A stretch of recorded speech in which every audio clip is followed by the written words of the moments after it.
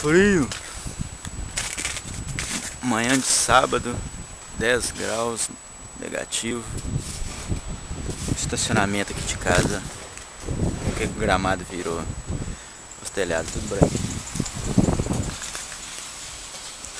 Neve. Que isso, filho? Já trabalhar? Mostra aí o que é neve, quem gosta de neve.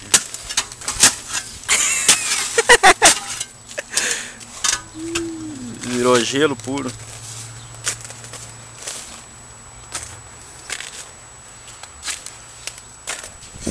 Nós vamos bater para tirar um pouco desse gelo.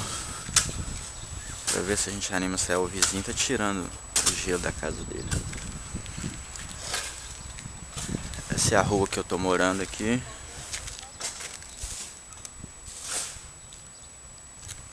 E essa é a casa.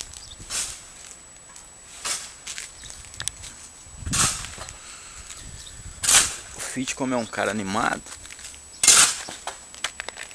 tem que andar devagar pra não escorregar.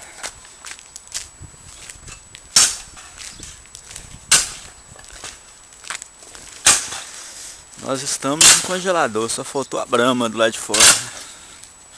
Olha um homem trabalhador aí, boia fria. Bate pau o dia inteiro.